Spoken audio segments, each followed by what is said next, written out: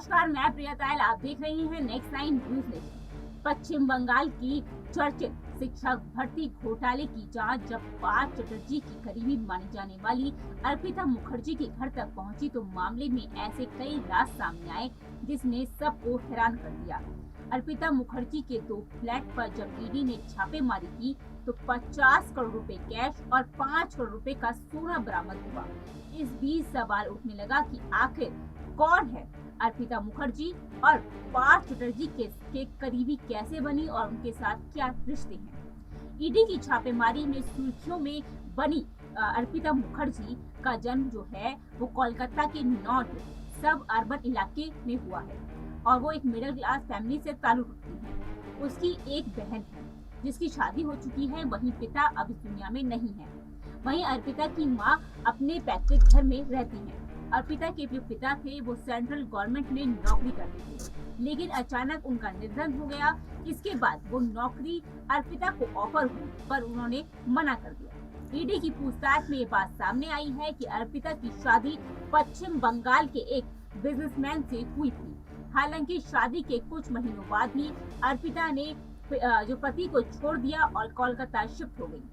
अर्पिता मुखर्जी के सपने बड़े थे, वो नौकरी की जगह मॉडलिंग और एक्टिंग की दुनिया में जाना चाहती थी। इसके लिए अर्पिता ने कॉलेज के दिनों में ही मॉडलिंग शुरू कर दी थी। पति को छोड़ने के बाद अर्पिता कोलकाता आ गई और यहाँ से उन्होंने बंगाली फिल्मों में छोटे मोटे रोल करने शुरू कर दिए।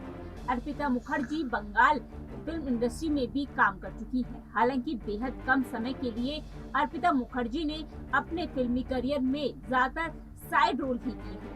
उन्होंने बांग्ला फिल्मों में के अलावा उड़िया और तमिल फिल्मों में भी काम किया है।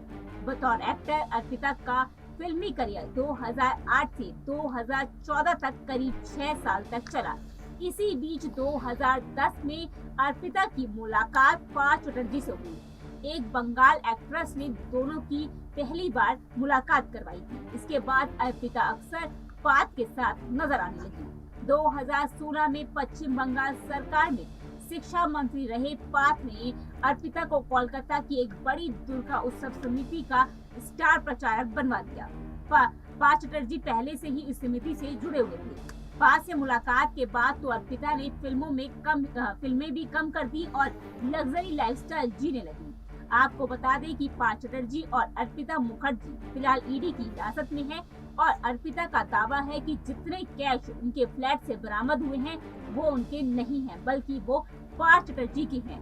और उन्होंने ये भी कहा है, अर्पिता मुखर्जी ने जब ईडी ने उनसे पूछताछ की तो उनका दावा है कि पार्थ चटर्जी ने उनके घर को मिनी बैंक की तरह इस्तेमाल किया था और उन्हें उस कमरे में जाने की इजाजत नहीं थी जहां पर उनसे पैसे लिए गए, जहां पैसे बरामद हुए हैं। अब देखना होगा कि जब पार्थ चटर्जी से ईडी पूछताछ करती है और क्या बड़े खुलासे होते हैं। फिलहाल इस रिपोर्ट में इतना ही। देश और दुनिया की बाकी बड़ी खबर देखने के लिए जुड़े नेक्स्ट नाइन न्यूज़ के साथ।